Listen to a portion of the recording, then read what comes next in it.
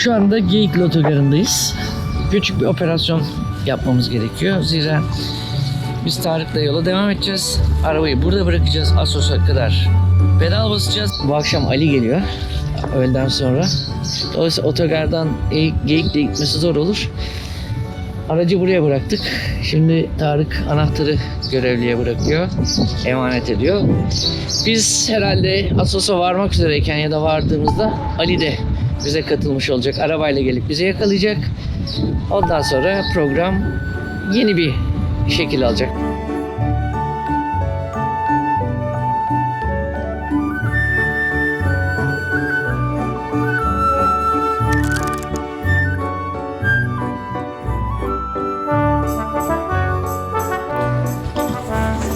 Tabii Ege'nin de güzelliği bu işte. Karşına sürprizler çıkıyor. Bu Geyikli'den sahil takip eden yolu daha önce hiç geçmemiştim. Ve karşımızda burada bir takım yapılar çıkmaya başladı. Şimdi hamam. Yani daha önce bizim gezilerimizde yaptığımız gibi tabii çalışmış değiliz ya da şimdi oturup uzun uzun gezemeyeceğiz ama burada bir takım işte fotoğraflar çekmek, burada bulunmak bile işi güzel kılıyor. Yani şu yolun güzelliği zaten. Tabii yok buralarda. Bir güvenlik yok, bir şey yok. Nasıl koruyorlar bilmiyorum ama sanıyorum insanlar da artık bunlara saygı gösteriyor.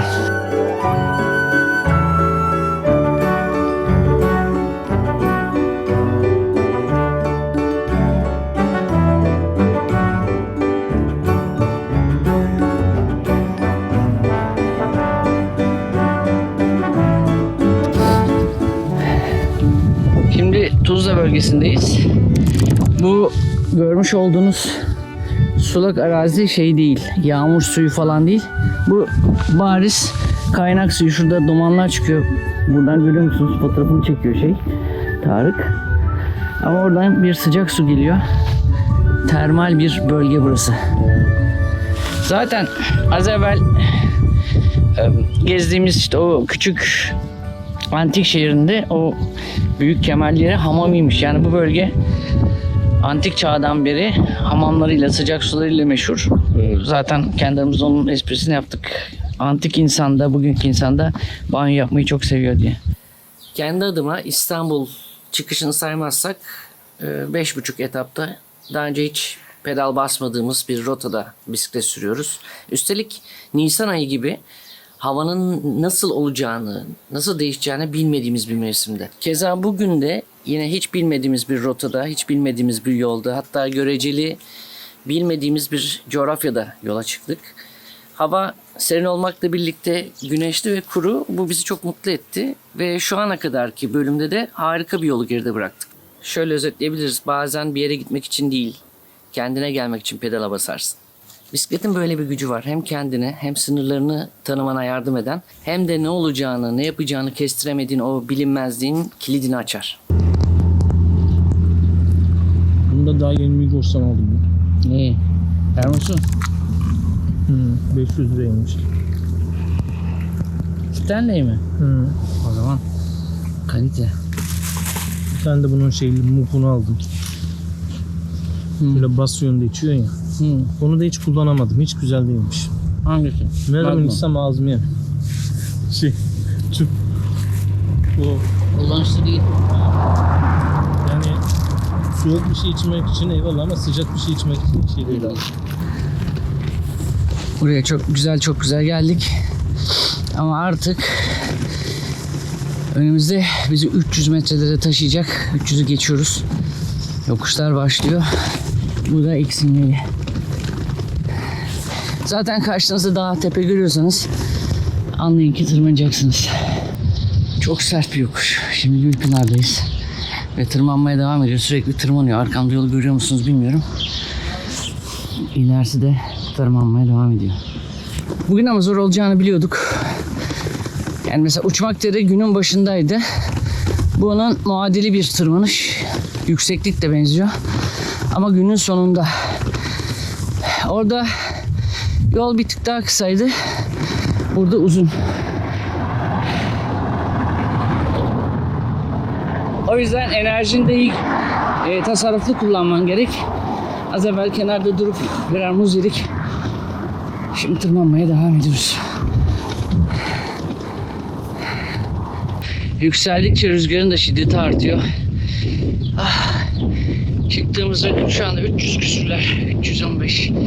20 sanıyorum bugünün yüksek zirvesini yaptık. Tarık'ta ben de çok yorulduk ama geriye kaldı herhalde bir 19-18 kilometre falan.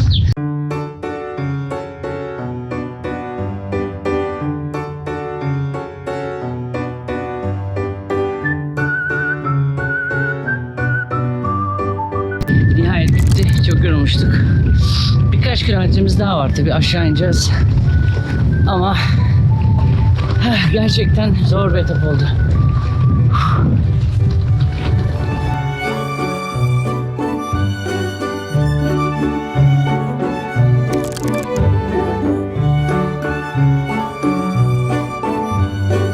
Şimdi Assos'un Kadırga Koyu'na geldik. Burada kafana göre kamp atabiliyorsun galiba çünkü kamp at plaj var. Kamp şezlong böyle hani karavanlar var. Bence böyle bir şey daha özgür bırakmışlar insanları. Ama mesela şimdi az evvel Tarık'la oturduk, o kadar üşüdük ki bir çay içelim. Üstüne karnımızı doyuralım. Öğle yemeği de yememiştik.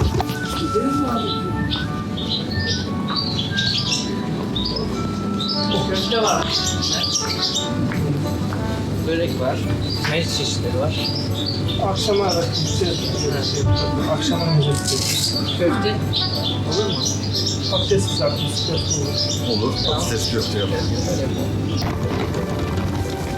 Yani servis falan çok kötüydü. Yemek kötüydü. Gelen bardaklar pisti, çatal bıçak pisti. O yüzden bizde kalın tekliflerine bir dolaşalım öyle görüşürüz dedik ve erteledik. 3'tür anonsum yarım kalıyor. Bisikletten indim. Köpekler gelip böyle bir merakla yaklaşıyorlar ama böyle başlarını falan sevince hemen kuyruk sallanıyor. Ama böyle bisiklete çok dikkatli bakıyorlardı. Neyse işte geldik. Çok yorulduk. Çok zor bir gündü bugün. Daha önce dediğim gibi biraz da işkenceye dönüştü. Özellikle Tarık için. Şimdi böyle kendimizi bir yere atalım.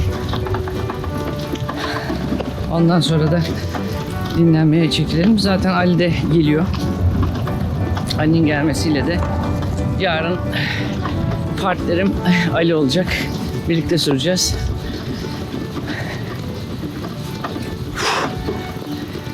Şimdi yürümek de zor geliyor bana. O kadar şey ki. Ama güzel bir rotaydı. Rota olarak. Sadece rüzgar çok etkiledi. Bir de yokuşların sona denk gelmesi biraz yorucuydu. Yarın daha rahat olacak. Ama şu anda onu değerlendirecek takatim yok. Onu bir sonraki bölüme bırakacağım. Siz de o zamana kadar lütfen kendinize çok iyi bakın. Saatli kalın. Hoşça kalın.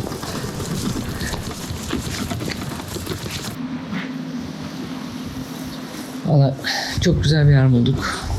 Hem sahile çok yakın ama biraz içeride. Dolayısıyla sessiz olacaktır.